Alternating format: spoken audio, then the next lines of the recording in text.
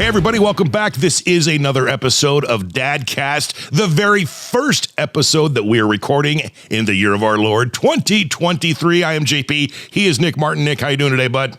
I'm good, man. Dude, it's been a while. It has been a while since we've done a podcast. It feels like it's been a while, but for you being behind that camera and that microphone in your little studio there, but for me, it doesn't feel like it because I've been edit. And then I have you calling me to do new stuff, which doesn't give me time to do the edit, which in turn makes my life a living hell. But, you know, that's neither here nor there. You're welcome. And it is. It's all about good things, man. Today on the show, man, we got a really, really cool guy.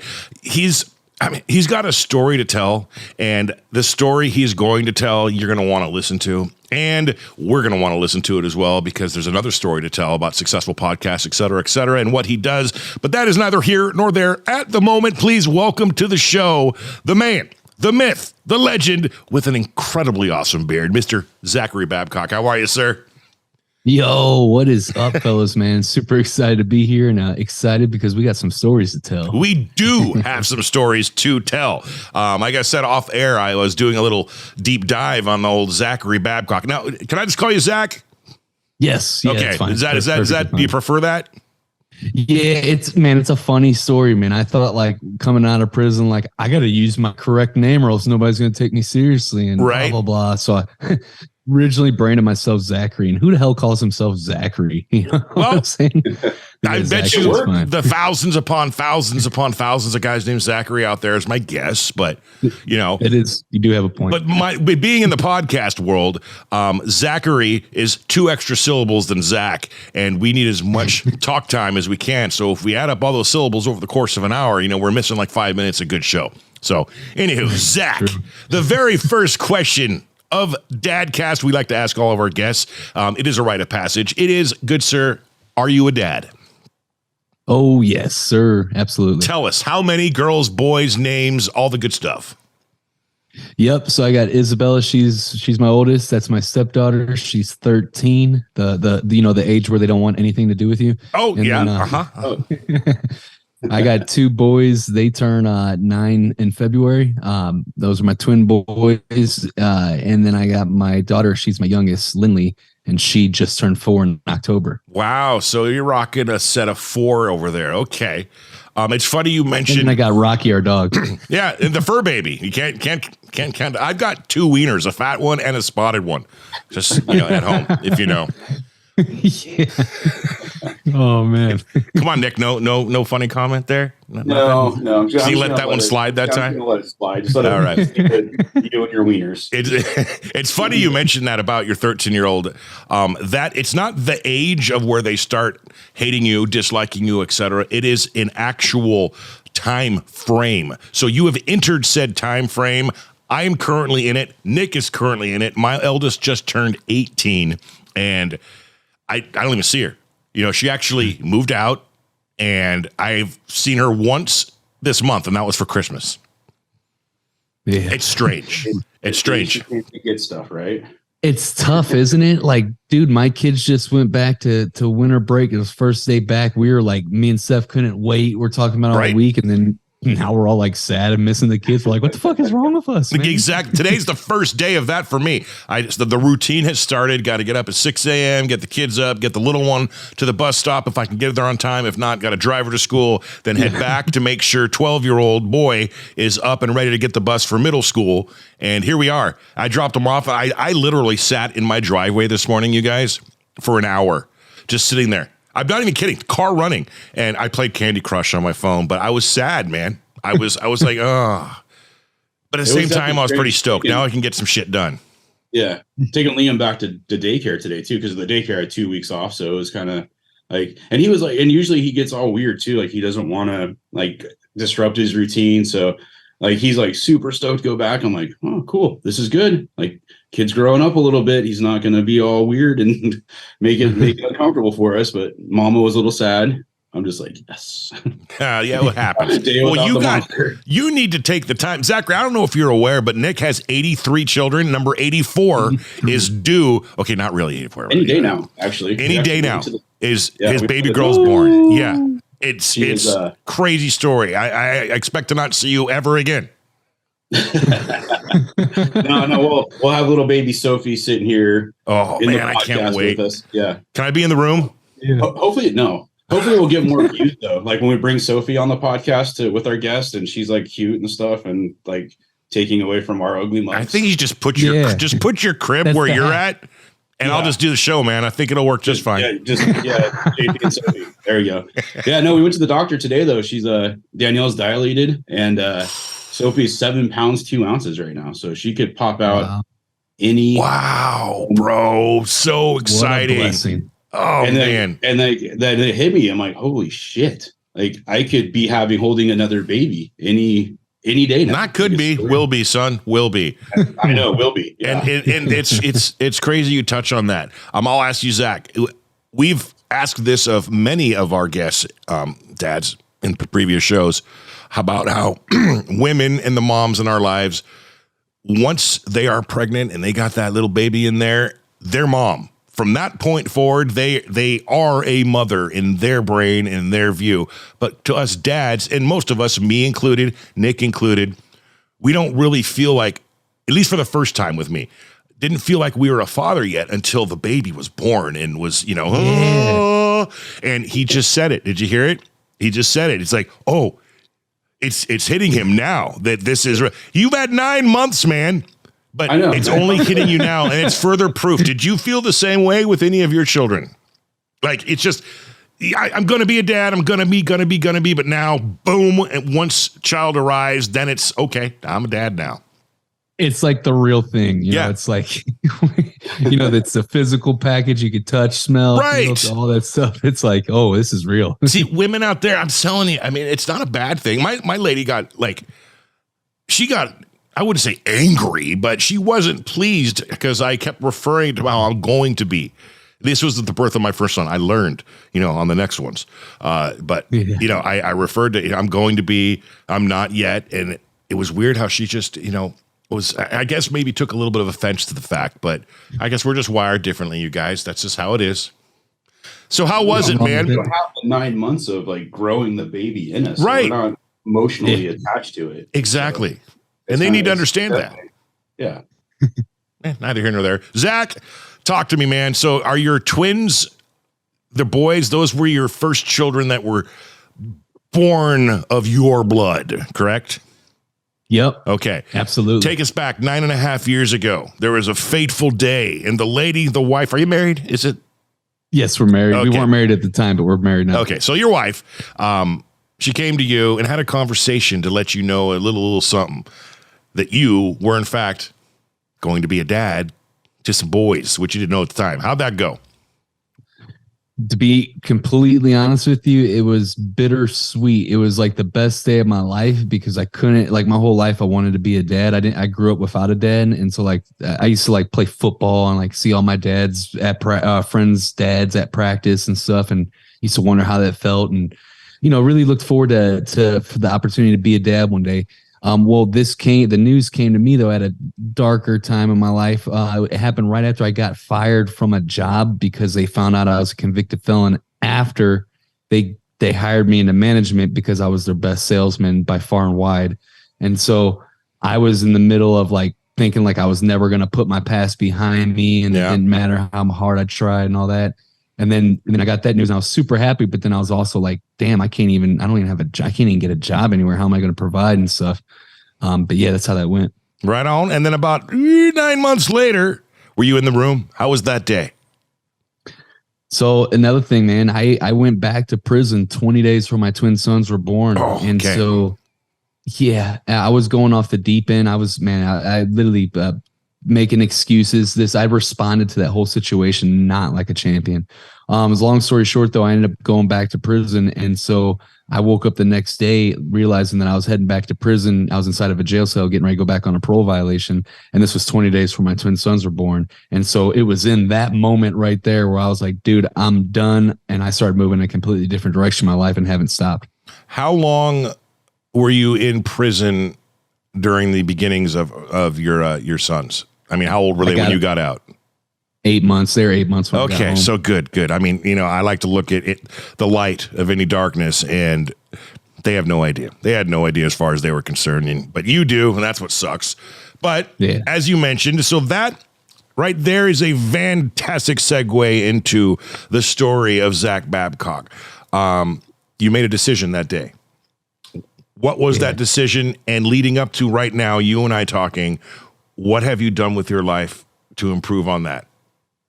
Yeah, man. So the decision was like, I don't care what it takes. I don't care. Like, I'm doing whatever the fuck it takes to get back home and be a dad and be in my kid's life. And we're going to do whatever. And so, I sat there. I didn't know when I was coming home. So that was hard going through that. Finally got the parole date. I'm sitting there thinking of ways for how I could start a business and make money when I get home, because I knew it was going to be tough sledding, getting a job. Got out, got to hold my sons. Best feeling in the world. Couldn't get a job anywhere for 2 months. And I started off in network marketing, did that for about 2 years, was making almost $2,000 a month residual income. But network marketing just wasn't my thing. I wanted to do my own thing. And so I left that. And beginning of 2017, and tough sledding for the next year and a half. And then I launched my podcast, Underdog Empowerment. That started like getting me some traction in 2018. And then I finally broke through in the business in the beginning of 2019 with our podcast agency. There it is. And it's just so fitting that we're happen to be on a podcast right now. And we're going to take all the advice that you are willing to give, obviously. But if I were to ask, because I get this question all the time from, fans, friends, family members, and it's the basics of questions. And it's like, how do you answer this one correctly? And it's laughable. And I'm sure you'll get it. But here we go. How do I start a podcast? Yeah. Yeah. And it is funny because there's a lot that goes into it. Right. But it's simple, and I'll run you through it, but I got like a PDF that I give people. It shows them literally step by step how to start a podcast from front to end. And then let's not give it away for free here, man. I checked out your website. This is what you do. You've got the knowledge. You've got the proof in the pudding to back it all up. You're very successful. Your Underdog Empowerment podcast is very successful. We don't want to give away all that stuff for free. So just put out some, unless you want to.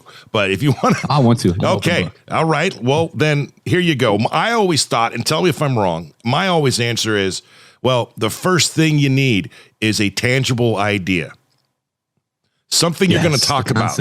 Yeah, exactly. A concept for a podcast. You can't just sit down in front of a mic and just start talking about anything and everything or whatever. And you got to stick to that and go. Correct? Is that about number one? I would say. Yep, it is. And then it's like, all bets are off. You can talk about whatever the fuck you want. Yes. For as long as you want. Yeah, man. I mean, exactly, dude. I call it your marketing message. I specifically call it your 4 W's is what I walk through everybody through. So we got this whole, we call it the powertrain system. It's a podcast marketing system. There's 5 different pillars. The first pillar, though, is your foundational pillar, and that's your content. And so before we get into all the sexy growth pillars like growing your audience or making money or building influence, all these things, right? Before we get into all that fun, flashy stuff or whatnot, we got to have a strong foundation to build the house on. And so that's with your podcast marketing message. And you just real simply, you don't overcomplicate it. Just like one sentence answer to each one of these questions. Who is your podcast for? What is your podcast about? Where is it taking them? And why should they listen to you? And you get that really dialed in. And then a pro tip here, especially if you're doing a podcast, you're the host, right? So people are tuning in for you. So you're probably going to want to speak to who you were yesterday or who you were just starting out or anywhere in between that, because you are that person, you understand them, and you can help them get to where you're at. And so when you do that, that message is always going to hit every single time versus you trying to do something that you're not, and then you feel imposter syndrome with it. Right. Well, you hear that, Nick? I do. You hear that? You got to stop talking like you've been a successful anything. No. You got to admit. Ouch. You guys are ruthless. Yeah. It's 23. By the way, I'm going to do a Bash Nick segment every single episode this entire year. That was my New Year's resolution. Ooh, you should have told me that before. No, man. We got to make a surprise. So, yeah, there you go. Where can anyone who's interested in learning the ins and outs and becoming a successful podcaster, and before we mention that, okay, I'm making you hold on here. Where can they? How much money have you made? If that's a question I can even ask, how successful has your program been? Because people be like, oh, who's this Zach Babcock guy? I've never heard of him. They're just on JP and Nick's Dadcast podcast. No, y'all, he's the real deal, successful when he does what he does. You need to listen to him. If you want to share that information, cool. If not, where do we find your info? Yeah, for sure. I mean, I'm an open book, man. We're still working on scaling to doing $1 million in a year. That's the big goal this year, to do it all within 1 year. But we've done over 1.5 million total on gross sales, not net take home. We do got some pretty decent margins though. But since 2019, since we launched the business, have done that. But I like to talk more about the results of the people we worked with, because that's the cool stuff. Exactly. Yeah, and so like you got guys like Roman Casales with Battle Tested Podcast. He came through our program, and then launched his podcast, got it ranked in 17 hours after he launched it. But even more cooler, he went and took the same thing we showed him about interviewing the high level, very influential people. Landed an interview with Brad Lee, and then he leveraged that into an interview with Tariq El Moussa. And that's the star on HGTV and the real estate flipper, something, whatever. And Roman's a real estate agent, a real estate investor that's building a real estate team. And then now he interviewed Tariq El Moussa in person. Then they became business partners, and then they spoke at stages together. And then that led him to getting to speak on the same stage that Tony Robbins headlined. So like really freaking cool stuff. There's tons of stories like that, but I like sharing stuff like that. That's amazing. Using the system. Nick, there you go. We've been hitting on all these things and not even realizing it, which is kind of why I think, not to toot our own horn or anything, but why Dadcast has become somewhat successful in the podcast world. Nick is relentless when it comes to leveraging guests we have on to get more guests that they know. And we speak with a crap ton of celebrity guests. And, that's how it's worked. Taking your advice though, and going into the influencers like Sean Whalen from Lions Not Sheep, you is another one, and just different people have awesome stories that are doing really, really cool shit and using their platforms to grow and help other people become successful. So that's kind of what I'm looking at for 2023. Instead of we'll still obviously interview celebrities, but I'm more interested in people like you and Sean and anybody that's in that element, that's doing that kind of stuff, motivational speakers, that kind of stuff. Yeah, dude, that's cool that you even mentioned me in the same sentence with Sean like that. Like, I've got a long way to go to get on that level. I know that's where I'm heading and where I'm eventually going to be, but just to get mentioned in the same sentence, because like I know I'm not even at that level, you know what I'm saying, yet. So appreciate that, man. Thank you. Yeah, buddy. And speaking of wink, wink, nudge, nudge. Do you see that incredibly awesome T-shirt that Nick is wearing right now? The Dadcast friggin' New Balance shoe shirt. New Balance shoe shirt. It's a dude. Everyone loves it. I was so much iffy on that because that to me would admit that I'm a middle-aged man dad, but us middle-aged man dads these days are a different breed than they were for our parents, I think. That shirt, totally available right now at dadcast.co. Just click on the merch store, buy it, love it, own it, buy like 100 of them for your friends. And And Nick, speaking of, could you send our boy Zach one of those shirts? Because I'm sure he'd totally rock that son-bitch around town. Definitely. And I'm putting you on the spot. One stipulation, all the listeners here, is that when you go to when you go and get the merch, you cannot wear the shirt unless you own a pair of New Balance. It's in the rules. There you go. Well, now we need to contact New Balance and make sure they make them. Oh God, look at it. I don't mess around. Well, and we just saw how unflexible you actually are. I know that looked like a little bit of effort, bro. I'm going to not move for probably 10 minutes because my whole body does not feel right now. That hole in my spine I probably just reopened it. Yeah, good job, bro. Come on. Oh my gosh. Man, dude. First off, man, I know we just met, Zach, but and I always feel like my next statement will come off as a little like some people are like, do you really know this guy? Why would you say such a thing? Well, I am proud of you. Thank you, man. I appreciate that. You're cool as shit too, man. I know we just met, but I feel like I've known you my whole life. Thanks, man. It's just, I hear this story and a lot of guys, they go through what you go to prison. I'm not going to ask for what or why, that's past, but that right there, that's it. They format the rest of their life because of that. And you totally broke out of that mold, became successful in something that I love doing as well. So that's just, it's a great story, man. And continued kick ass to you, man. It's amazing. Thank you, brother. I really appreciate that, man. Absolutely. Absolutely. We need to do a collab or something eventually here. Where do you live? Where is the home abides of Zach Babcock? St. Louis, Missouri, just right outside of St. Louis. Pretty cold there right now? Actually, it's pretty warm. It's like, feels like it's springtime right now. The weather's like smoking crack or something. I don't know. Lucky. I wish our weather would smoke some crack. It's so cold. It's like 30 degrees out in Southern Oregon right now. Yeah. Which is Oregon, nice. Warm considering some parts of the country right now, but it's that's why I'm wearing all this, because the the heat has busted in my replica studio here.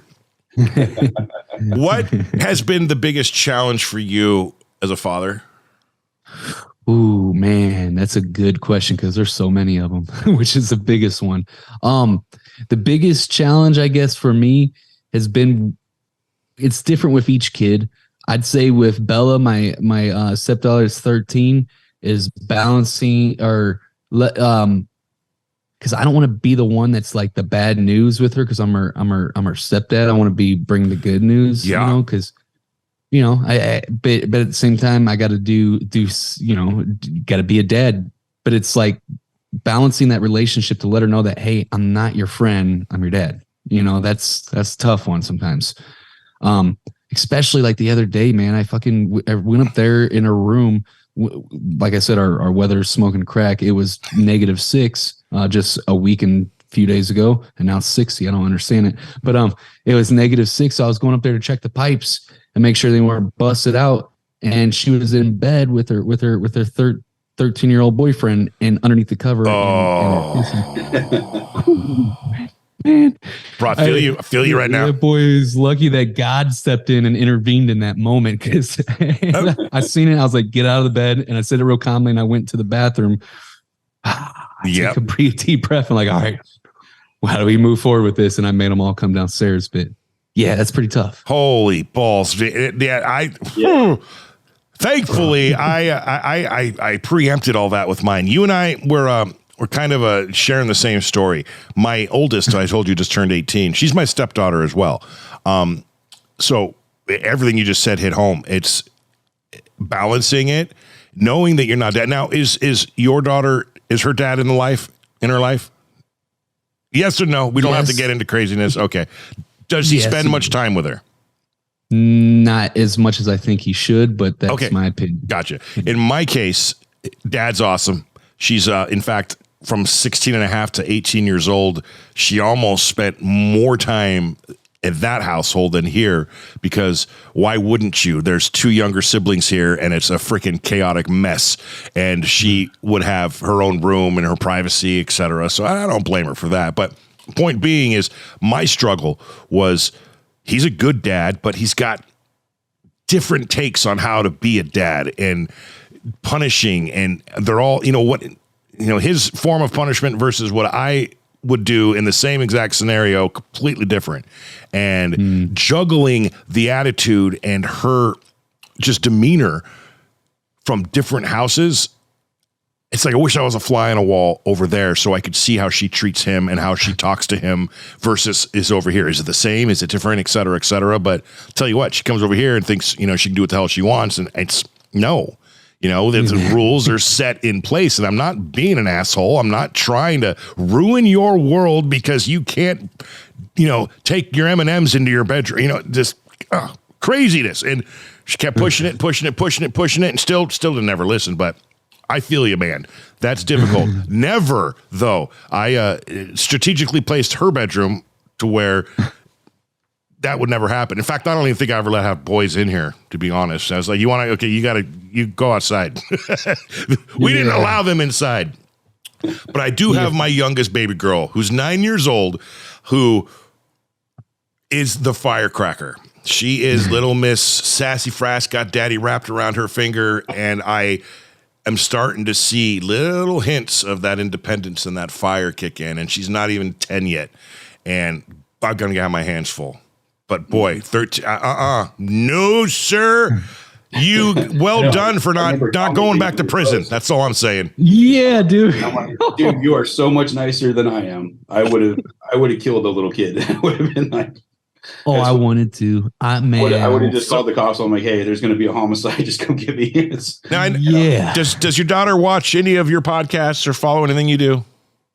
Not really. Good. So we continue on this. She doesn't like. Okay. Yeah, what? She doesn't really follow it. I'm curious. I love these podcasts. These are questions that do you do that in your podcasts and recommend to guys who subscribe to you and you help along? Do you have a set list of questions, or do you just throw those in the trash and go where the conversation takes you? I go where the conversation takes me. It's just always been my jam, but I can see, the benefit. Like, so for an example, like, depends. Like, if it's just if I'm interviewing somebody, there's nothing, unless there's like somebody I had some specific questions that I want to ask them ahead of time, I'll write those down. But I'll still go with the flow. I'll just ask those questions, and then we'll go. Right. Just kind of work them in after that. Gotcha. Yeah. Because that's what we do. But man. Sorry. Yeah, it's the best way to do it, isn't it? Fly by the seat of our pants, which now part of that is, what was the result? What was the conversation you had regarding that scenario with your daughter and the kid in the bed? How did you handle it after the fact when you thought about it? And where are we at now? Yeah, that's a great question right there. So I made them come downstairs, and he had already like texted his mom or whatever, because they picked him up shortly after and he was gone. Scared the bejesus out of him. Hasn't been over since. He actually broke up with her and all that. Did you have your shirt off when this happened? Because that would intimidate me. No. Okay. All right. Just curious. But I didn't have any conversation with it that day, but a couple of days later, when I went to go pick Isabella up or drop her off to one of her friends, they're on their winter break or whatever, I had the conversation with her, and was real, and was like, hey, look, this is going to be, let's just be straight up and call it like it is. Like, I'm not here trying to be, a mean or stop you from hanging out and having fun, but I'm not going to let you have boys in your room. Like, just one time is all it takes. And you guys are playing around, whatever. And then now all of a sudden you got a baby on the way. And she's like, ew. Girls are like, yeah, well, that's all it takes. You know what I'm saying? And I'm, as my responsibility as a dad, stepdad, love you like my own. You're dad, man. You don't need to add that in there. Yeah. Yeah. I'm here to protect you. And that's what I'm going to do. And so from now on, we're not going to have boys in the room. That's how it was at most of it. When I remember growing up at pretty much everywhere I went, almost, not everywhere, but almost, if you were a boy, you weren't allowed into a girl's room. Even if you guys were friends, you had to stay in like the living room and hang out or whatever, and vice versa. So that's how we're going to roll here for here on out. How'd you take it? She was cool. I even told her too. So the next thing I told her that she was cool with that. The next thing I was gauging, I was like, and look, I've been really contemplating. I'm gonna let it slide this time, and I shouldn't do it, but I'm gonna let it slide this time just because it's been a few days. But I really wanted to call his parents and have a conversation with them, because a lot of girls get the hard end of the stick whenever stuff like this happens. But I feel like the boys, their parents need to have a sit down and talk about the importance of this and the ramifications of what can happen here. Yeah. And so, but I told her that, hey, I'm gonna let it slide this time around. But we're not gonna have boys in the room next time. And if I ever were to catch something like that again, I would be having a conversation with the parents. So if you don't want that happening, don't bring it into the house. Well done, Dad. Well done. Thanks, man. But here's the thing though. Now I wonder, like, well, what is she gonna do? Right. Now she's going to want to leave the house all the time or what, so that's just a hard situation, man. It's a pickle that there's no answer to, man. You want to give them their independence, and that independence grows from right now until 18. I mean, it's just more and more and more and more. And you got to look back to when we were kids. it's hard to go back that far. I don't know about you, but man, I just turned 48 and trying to go back to 18-year-old JP and think the way I thought and put myself in the shoes. It's getting harder and harder as we get along, but I can still remember, thinking my parents were lame and doing all this and that, and here we are. So fine, there's no right answer and there's no pickle. You do the best you can with, the foundation that you have already proven on this podcast right here is friggin' solid as a rock as far as, morals and being a good dad are concerned, and just hope for the best. It's really all we can do, man. Pray to God. Yep. We got from TJ Lavin, just be on their team. Yeah. Like that was a big one for me. Like, cause I was always like with my kids, hey, I'm the boss. It's what I say goes. And when after talking to Lavin, it's like, all right, let's approach this a little differently. Get on their team, listen to their side, listen to, let them know you respect them to a certain extent. And then you got their back, but there's still rules, but you still have their back. And that's kind of how I'm approaching with my older kids now. Cause I got older kids, I got the babies, and it's just. Can you name all 83 of them, Nick? No, can't. Okay. Okay. Yeah. Well, Nick, this is me. I'm setting back, man. Remember, I told you at the beginning. It's Nick time. It's the Nick show. Let's go. Actually, I'm going to jump in and say, hey, thank you for joining us for part 1. Catch us next week for part 2. And for everyone watching, thank you very much. Wherever you are, however you may be listening, make sure you like it up, subscribe, do all the things, and we'll catch you on part 2 next week. Have a great rest of your day. See ya.